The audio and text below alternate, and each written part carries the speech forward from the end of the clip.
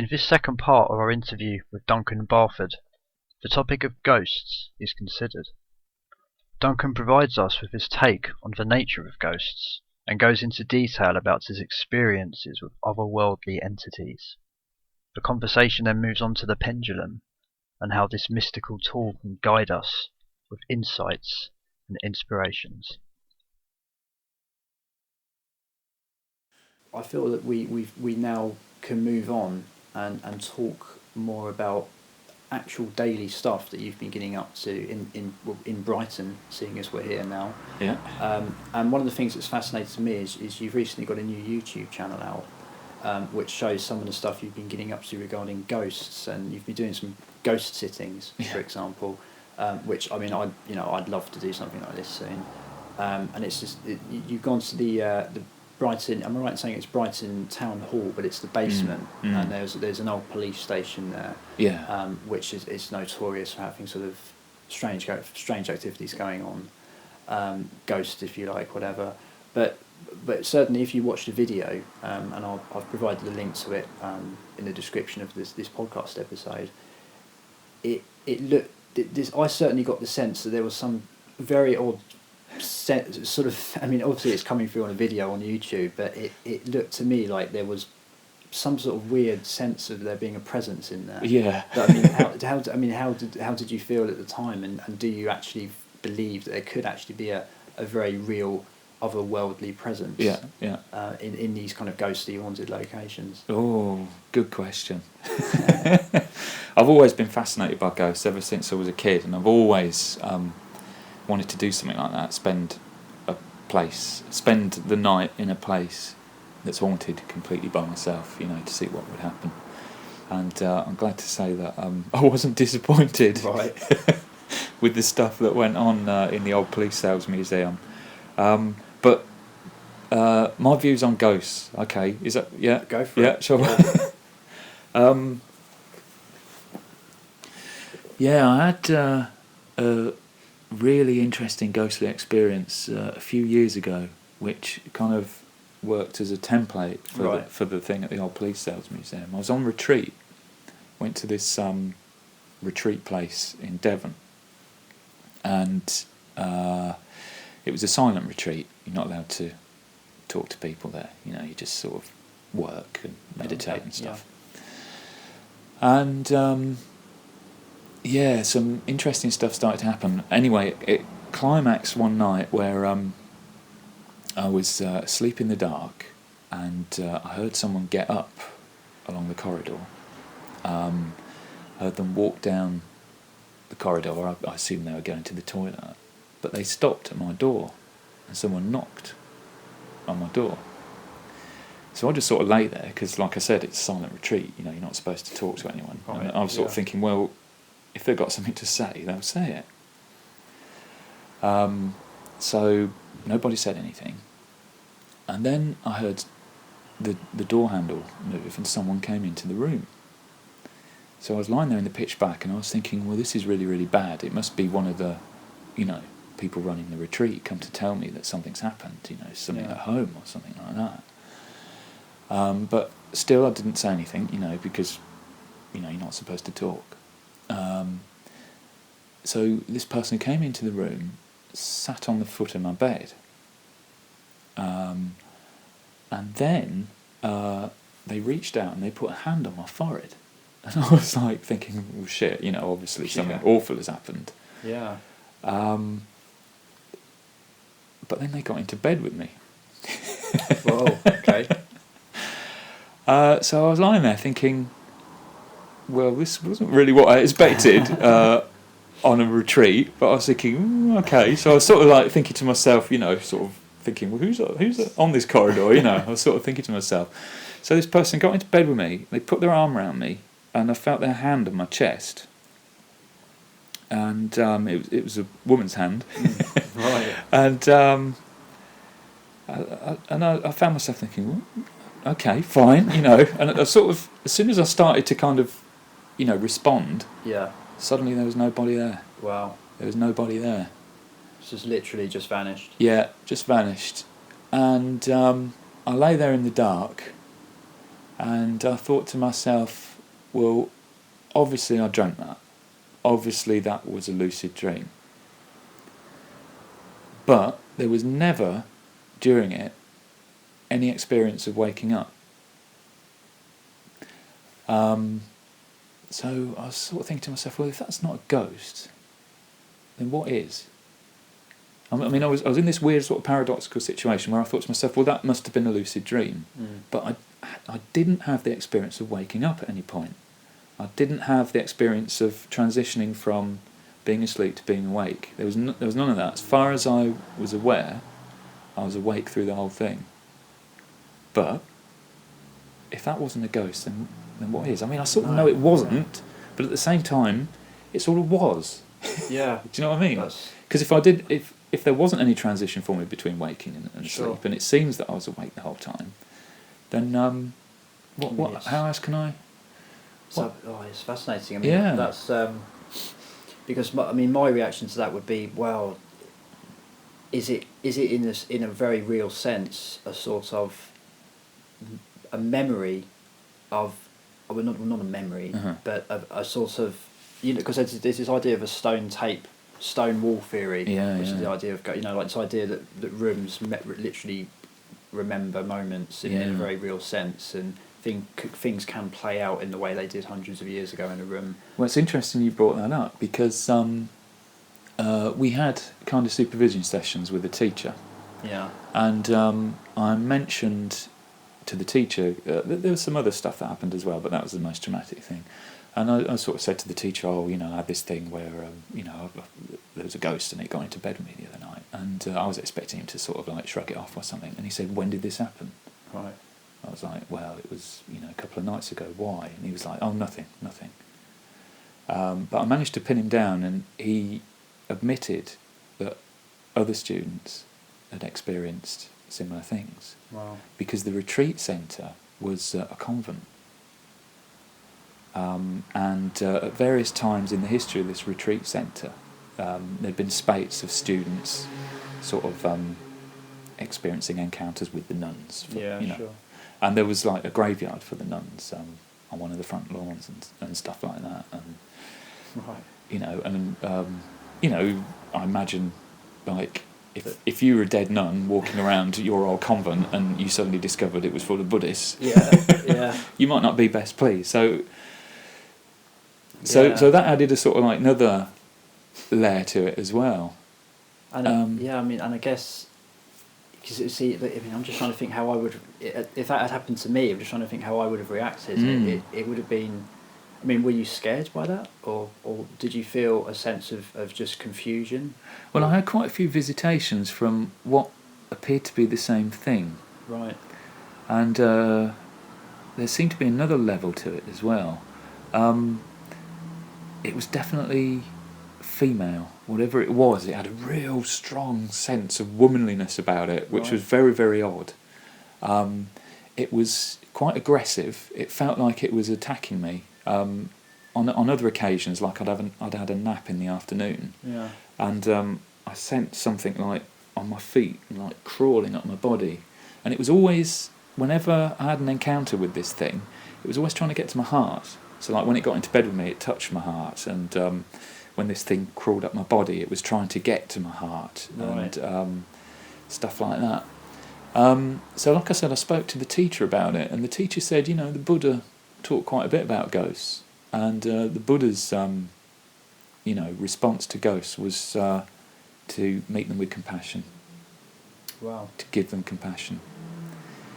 And because when this thing was attacking me, I was doing like my standard kind of Western sort of banishing thing, visualising pentagrams, which got rid of it, which sort of kept it at bay.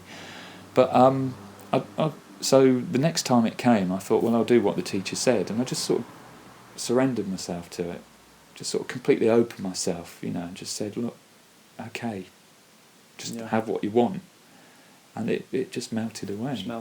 Yeah.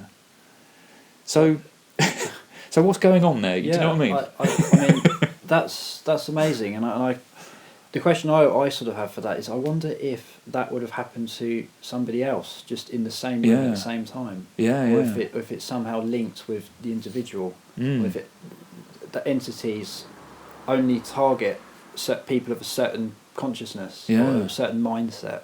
Or maybe it's to do with the place, because this was another feeling I had. Like I said, there's the idea that nuns used to be there, and there might be ghosts of nuns, because other students had supposedly seen the ghosts of nuns. But there was something deeper to it sometimes. I sort of had a feeling that this thing, whatever it was kind of using the nun stuff in order to manifest. I just had a feeling that whatever it was, it probably wasn't even really human, or had never been human. Right. But was somehow using old bits of memories and our associations in order to manifest. I mean, that's completely subjective. I haven't got any evidence. It was just a feeling that there was like yet another level underneath all that stuff. And this thing was something that was probably not even human at all. It seemed to be somehow connected with that place, that sort of land. Fascinating. So it's almost it's an entity, but not necessarily a ghost in the conventional sense. Which, I mean, obviously the traditional idea of a ghost is it's a dead person, just their spirit, their consciousness just floating around, not quite ready to whatever. I mean, who knows? Not quite ready to pass on to some next phase of existence. Yeah. But that's fascinating, the idea that it could be non-human. It could be from some other dimension, from some other reality entirely. Sort of. I mean, I know that this is a subject that's come up time and time again. Going back to people like David Icke. It's this idea that there's these realities within realities, and Icke argues, for example, that the reptilians, the idea that there's this reptilian bloodline that controls the world, and politicians and that are manifestations of this reptilian creature that doesn't come from this reality, and in a very real sense they're not human. Yeah. So the entity that you speak of, I mean, my immediate reaction to that is perhaps it's linked with this idea that there's these the only word for it is entity, that comes in a very real sense, comes from a different place entirely, comes from some other world, other existence. But I mean, do you feel that in your experience of going to places, haunted locations or whatever, that you've ever had that sense before, like, or again, or since? This idea that there's an otherworldly sense to what's going on. Yeah. Well, what I did was I kind of looked at that experience, that I've just told you, and thought about it, and it's just a mess. It's just a mess. There's just a load of stuff there. There's a lucid dream, maybe. Right. That didn't appear to be a lucid dream. There are stories that, stories going around subliminally. I mean, I'd seen the nuns' graveyard on the front lawn. I'd thought to myself, well, if I was one of these nuns, I'd be annoyed, So there's a sort of like narrative that I kind of half made up myself. Sure. It's just a mess. The whole thing's a mess. What I'd say is, what it boils down to is a ghost is an experience. Okay. Yeah. I would say that ghosts don't exist. Until they manifest. Right. So they're not just hanging around rooms waiting for people to come in, and it's this sort of old cartoony style way of looking at ghosts. No. Difficult to explain, but do you think they're linked to the individual? I mean, going back to that point, do you feel that perhaps they're very much part of a subjective experience? Yeah. You see, I think it all ties back with what we were talking about magic earlier. Right.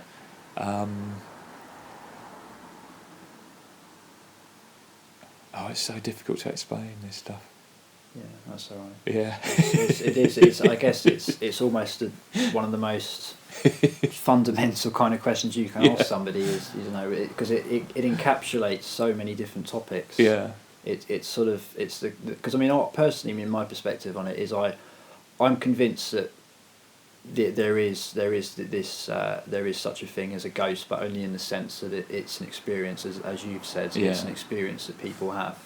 But I have no take on what the nature of that ghost is, because I think there's just no evidence for it being a dead person. But at the same time, how are we ever going to know if it's some entity from parallel worlds and all this business? There's so many different theories. Yeah. And I in a way, I kind of like the idea that it could perhaps be this sort of individual encounter that was meant to happen, and it's like it's like something that you were meant to experience. It was like but then again, it's tough, because you look at reports of things like poltergeists and you think, well, what's that? Yeah, exactly. I mean, what could that possibly be? This force that moves physical objects. I mean, consider the whole gamut of experiences of ghosts. So, like you said, poltergeists. Yeah.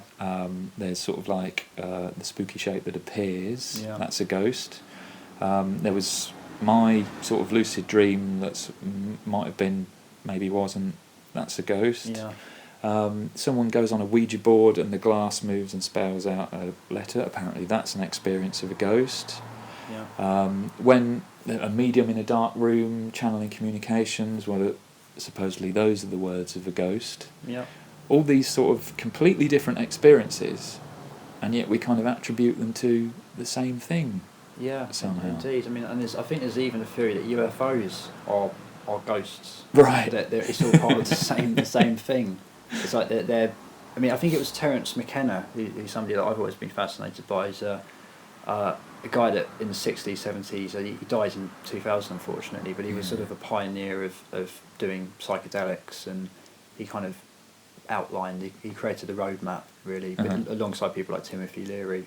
But one of the things that Terence McKenna always said, that one of the things that the psychedelic will teach you if you take certain substances such as ayahuasca and all this sort of thing, is that in a very real sense, all of these experiences we have are all part of the same thing, which is that it all goes back to what you said earlier in the last part of our interview, which was the idea that Jung had regarding the subconscious, and the fact that in a very real sense, all these things like UFOs and ghosts and that might represent this subconscious manifestation. Yeah. As sort of like people believe in UFOs, so therefore UFOs exist. Yeah. Or an experience of them arises. Absolutely. Yeah. But if you actually scientifically try to investigate them, you would fall short at every stage, because they're kind of they're not really physical, in the sense that you can go and investigate an old church up the road and say, right, when was this built? Yeah. The UFO is this sort of intangible,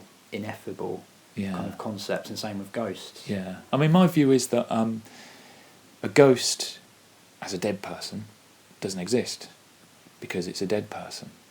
As soon as something manifests,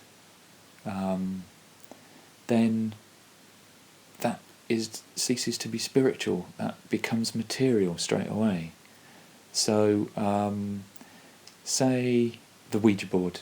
Yeah, we connect with someone and the letters are spelling out. That is not a dead person anymore. That is something that exists. Sure. For me, it's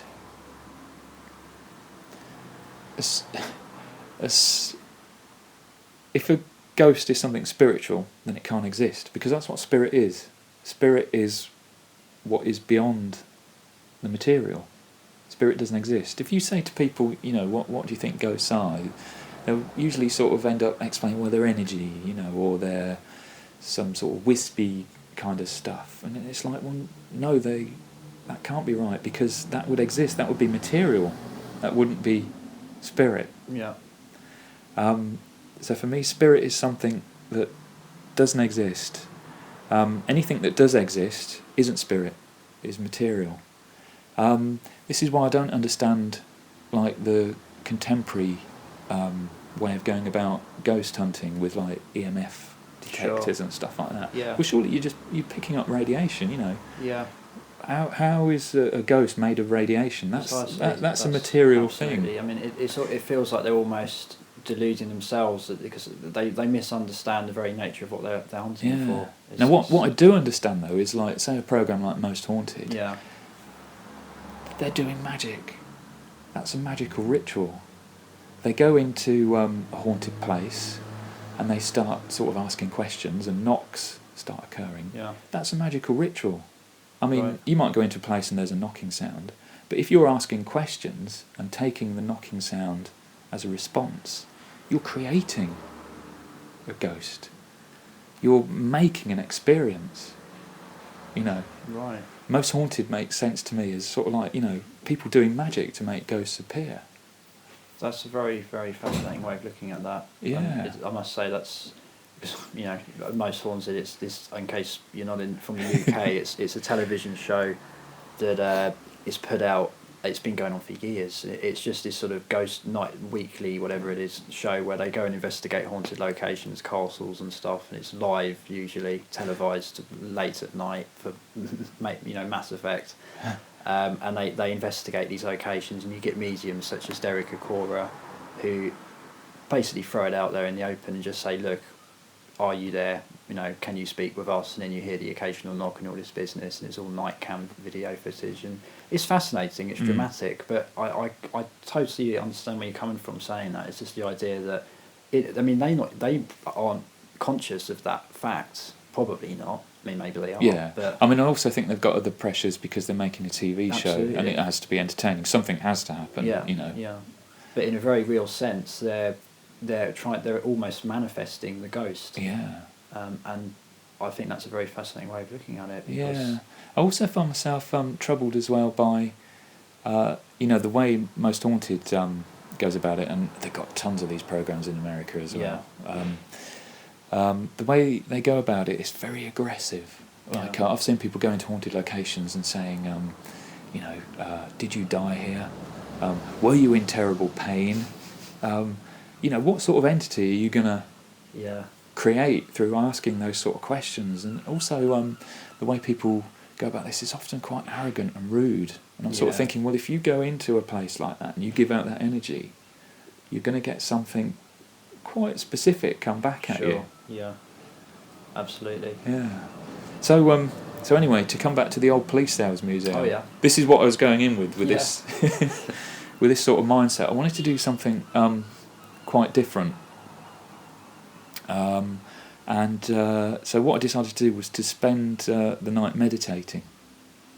Okay. And this was actually in the police cell itself. Yeah. Yeah. So in the old police station. So Yeah. You were in a state of meditation. Yeah. And at moments you decided to investigate every few hours. You decided to just have a look around. Yeah. And I mean, this goes back to the video, which is if you've not seen it yet, it's worth taking a look so you understand what it is we're discussing. But you have to look round, and I don't know. I mean, I got the sense from your voice that you personally at the time sensed perhaps there was a presence. I mean, am I right in saying that? Yeah, there did seem to be something really odd down there. Yeah. I mean, you know, it's part of the town hall, and the staff who work in the town hall, you know, they don't really like going down there. Right. A lot of them have had quite sort of scary experiences down there. And there was, I mean, it used to be a police headquarters, and there was a chief constable murdered down there. Right. I think in the 1850s. Yeah, I've heard of this. Yeah, around that time. But yeah, his name was Henry Solomon. Okay. And he was a very highly regarded chap in Brighton at the time. You know, he was quite loved. You know, for the sort, he was a very compassionate fellow by the sound of it. And he was murdered by one of the inmates from the cells, actually on the site. Right. Really tragic story from the sound of it. This guy was brought in suspected of stealing some carpet, and they noticed that he was in a really sort of edgy state. So Henry Solomon brought this guy into his office, to sit him down and sort of ask him, what the matter with him was. And when Solomon had his back turned, this guy got up, picked up a poker from the fire and hit him over the head. Right, and you see that location in your video as well. Yeah. The actual fireplace. Yeah. Yeah. Now there's all these stories about, it's Henry Solomon's ghost down there. Oh, Henry Solomon's ghost has been seen on this site. And before I went down there, I tried to do some investigation. I was trying to track down where these stories come from, and they just evaporated immediately. Right. There's That's how you do. Yeah, when you hear these stories about a ghost has been seen, my heart sort of sinks. It's like, well, by who? Yeah. When? Yeah. And can they? Yeah. Can they confirm it? And Yeah. Are they happy to go into detail? No. So. Yeah. So I was doing some research among the town hall staff, and someone would tell me, well, so and so saw so and so, and then I'd go to this person and ask them, and they hadn't, Right. and these stories evaporated. So why would Henry Solomon be haunting that place? Do you know what I mean? I mean, he was a lovely man by all accounts. Sure. Why would he want to linger down there? Yeah, it's sort of funny, isn't it? 'Cause it goes back to this idea that you've got this intelligent guy. He's obviously got intelligent consciousness, and he's just lingering around the basement, sort of rattling a few cell doors. And that, and you think, well, yeah, elevate, ascend. What are you doing? Yeah. Now, what you have got down there is those police cells are built on a really, really ancient site. Right. There was a priory on the site before the town hall. The priory had a well. That well is still in the basement of the town hall, right near the police cells. Ancient well, tunnels, underground water. So you've got all that going on there. You've got underground water flowing through the building. Also, what you've got down there is the point where all the electricity comes into the building. I went down there with some professional ghost hunters a couple of weeks before I did my vigil. Massive amounts of EM radiation down there as well. Okay. So that's always a sign that Yeah. there's something mysterious going on down, some sort of unexplained phenomenon, I guess. Yeah, well, there's been work done, hasn't there, that shows that EM fields can affect the brain in certain ways that can make people perceive presences, and also the presence of underground water, in haunted places is sort of like a recognised correlation as well. That's fascinating. So never mind about what happened on the site.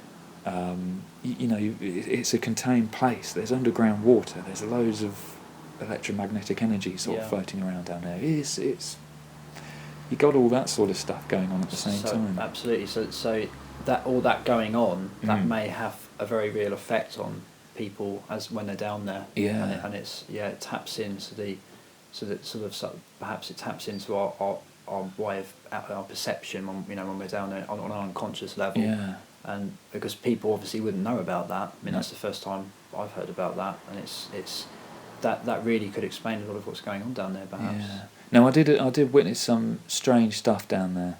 I didn't see anything, but I heard. It's a very eerie moment in that video where you raise your night vision camera up and you see some sort of plastic doll, like a mannequin.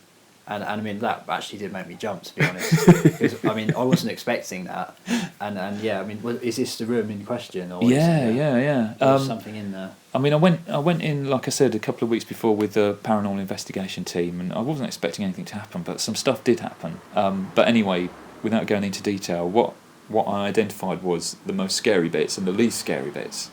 So when I went in by myself to spend the night there a couple of weeks later, I went into the cells where the female prisoners were kept, because this struck me as one of the least active parts of the place. So I was thinking, well, I'll spend the night here and I'll just go out on little forays, to look at the scary bits.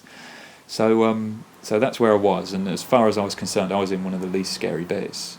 Little did I know what was going to kick off later, but it was fine. I was sort of meditating away.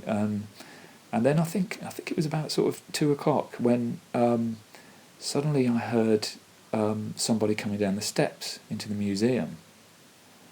And I was thinking to myself, that must be the security guard, come down to do a check, because there was a security guard on duty all through the night. But then all I heard was someone like rattling a door handle, and then the sound stopped, and there were no steps sort of going back up. And I managed to pick up a little part of that on the soundtrack. But this thing, so it kept coming back. It kept coming back at intervals. It sort of came back an hour after that. And it was just strange. It was like these sounds that didn't really sort of kind of fit into the acoustic environment that I was in. Something approached, something came. Each time I heard something coming down the steps and sort of like entering the museum. It wasn't the security guard, because he was sort of on duty up on his in his little compartment. Probably asleep at that point. Yeah, if he had any sense. Yeah. Duncan, that's fascinating stuff, and I guess that covers what I wanted to raise about the ghosts and your experiences of sort of the paranormal in that sense. But the other thing that fascinates me regarding what you're up to in Brighton, and again this is all on your YouTube channel, is what you've been up to regarding locating chakra points with the pendulum. I mean, I've got very little knowledge, if any, really, regarding the pendulum and how it works and stuff. But I just wondered if you could maybe just sort of explain what the process is and what's actually going on there. Like you located actual specific locations in Brighton that represent chakra points. Yeah. And these are buildings. One of them that fascinated me was the repeater station. For the like the big aerial that sends out the TV signals. Yeah, Whitehawk Hill. Whitehawk Hill, yeah. And I thought, what a fascinating point for it to be a chakra. It makes sense that that's a chakra point, But so you've located these in Brighton, and presumably anyone can do this with a bit of experience for any town, any city, village, whatever that they're in. But the idea is, I imagine that the pendulum guides you to these on a map, because I noticed that you were using straight lines and you were drawing a sort of guide line, like a cross, and it was sort of swinging in certain ways. But I mean, I guess the first question I have for you is what do you feel is actually going on there? Yeah. And is the pendulum it's sort of extension of your consciousness, or is there some entity guiding it? Yeah. And secondly, I guess the next question I'd like to ask you is do these chakra points, are they somehow, do the buildings in these chakra points have some kind of symbolism in terms of what the chakras represent? So does say, for example, like you've got a museum at one point, I think, or no, it was a church, wasn't it? That's right. Why is it a church? Is there, do you think that this could be synchronicity? But yeah, I mean, just regarding the pendulum, I mean, what is going on there? Yeah, what is going on? Interestingly, the reason why I did that whole that chakra working, was myself to get to grips with how to use a pendulum and what is actually going on when you use a pendulum. And the whole idea came from a chap called Ramsey Dukes, who's quite a prominent figure on the chaos magic scene. He's got a book out at the moment in which he guides people how to develop their psychic powers. And one of the chapters is on pendulum work. So you can use a pendulum to answer questions, find out answers to questions, to guide you to particular places, all that sort of stuff. Now, I've used a pendulum myself for quite a while, but I've become really fed up with the crap results that I was getting. I would ask the pendulum questions and it'd just tell me rubbish that obviously wasn't true, or would turn out not to be true at a later time. So one of the exercises that Ramsey Dukes recommends for getting to grips with the pendulum is to ask the pendulum a question that doesn't have a rational answer. Okay. Yeah. So example of a question that doesn't have a rational answer: where is the heart chakra of Brighton? Right. Yeah. The pendulum can give you an answer to that. It can guide you to a particular place. But what does that mean? What does it mean? It can't be proved right, it can't be proved wrong. Now, the idea behind Ramsey Jukes' exercise for doing this is it sort of frees you up, yeah? Because you're using the pendulum to answer something that isn't right or wrong, you can just sort of like relax into it and let it take over. Right. Yeah. So that was where the idea for the working for it, yeah. for the working came from. Now, I think this sort of stuff is really important. I think that in the modern world, our relationship to space is not good. Half the time, we don't seem to be aware of our surroundings at all. This sort of work, kind of injects more life into our environment. Yeah. So like a human body has chakra points. But why not find out where the chakra points are in your city? If your city has chakra points, then it becomes more like a kind of body. It becomes more like a kind of lived-in sort of place. It becomes more humanised. Absolutely. And do you feel that the pendulum? What's your take on what the pendulum's actually doing though at its core? Like, is it you that's doing this when you swing the pendulum on a subconscious level, or is it perhaps does the pendulum have its own consciousness? Is it its own spirit, if you like? Interesting. You can approach it in either way. I mean, for me, the pendulum has a spirit. Right. There's a spirit that drives my pendulum, which has a specific name. Right, because you invited that particular spirit in, didn't you? Yeah. And if you wanted, you could ask them to leave and you could replace them. Yeah. With a better one, hopefully. Updated. So again, it's like the belief shifting thing in magic. You can view the pendulum as an extension of your own unconscious if you want to. Sure. Or you can sort of like, outsource it a little bit. Right, and have a spirit in there, which is what I prefer to do. So that just gives me a sort of paradigm where it seems as if it's coming from outside me.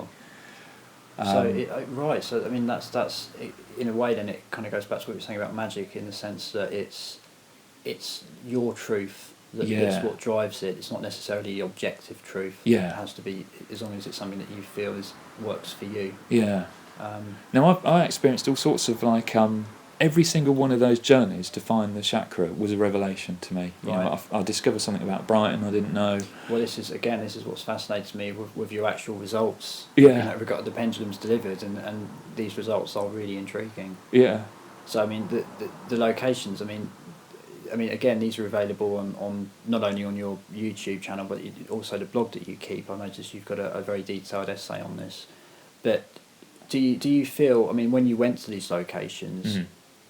Is there any sense really that these buildings have any kind of symbolic meaning attached to them, like the fact that those buildings happen to be at the chakra point? Do you know what I mean? Yeah. Because there's a local fellow sort of Brighton-based researcher called Tim Refat, who's quite particularly well known in America from his remote viewing research. But he believes, for example, that in Brighton in England, which he believes represents the base chakra of the country itself. Yeah. For obvious reasons. He believes that the government suppress this town. It's a city now. Yeah. With microwave signals, all this business, in order to keep the populace almost on a certain consciousness level, so we don't elevate to sort of 1960s style thinking and that, because in Tim Refat's view, the government understands chakra points to the point where it plants government buildings at sort of specific locations, and Brighton is this hotbed, if you like, of kind of rebellious attitudes and things, and for that reason, we're under this sort of microwave soup of different signals. But I mean, that's really a sort of different subject entirely. It's sort of a New World Order, Big Brother, and all this stuff. But well, I don't know so much. I mean, I think this stuff is interesting and important because it means that you are investing your environment with meaning. Yeah. Yeah. You're going out there and discovering relationships to your environment that you wouldn't have discovered otherwise. Yeah. I think it sounds to me as if Tim Rifat has done something similar. Yeah. Sure. But maybe has a kind of different attitude towards what he's discovered. Yeah. But for me, the exercise was about finding patterns and correspondences and meanings to my city where I live that I wouldn't have uncovered otherwise. And I found bits of the town that I'd never been into before. No. And I've never really explored Whitehawk Hill, which is an amazing place. The atmosphere up there is absolutely incredible. I must give it a visit. Yeah. So what did you find anything in particular that sort of fascinated you or shocked you? Yeah, bizarre things. Like, for me, the base chakra led me to a chapel. Right. In this residential street that I'd never been to before. It's like Catholic chapel. And I was thinking, well, that's weird because the base chakra is basically the anus. Yeah. So I was thinking, well, how does this work? And it was only later when I kind of Googled this particular chapel, and it turned out it's run by some ultra orthodox Catholic sect. Wow. Who are so right wing that they got excommunicated by the Vatican, and they've been implicated in sort of far right activities and all this sort of stuff. Oh yeah, I can see how that adds up now. That's amazing. Yeah, and other little things like the sex organ chakra turned out to be the local gym club.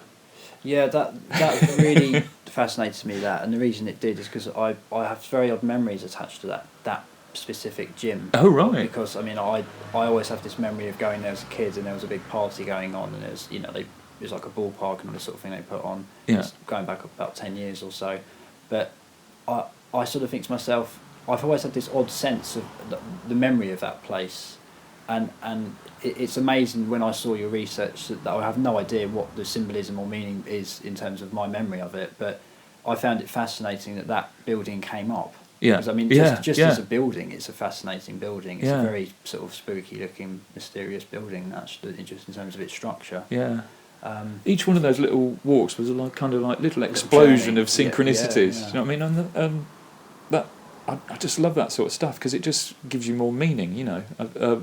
It puts layers of meaning onto the city. Now, the interesting ones, these sort of journeys, are when you sort of get led to somewhere that doesn't seem at all impressive or significant. Sure.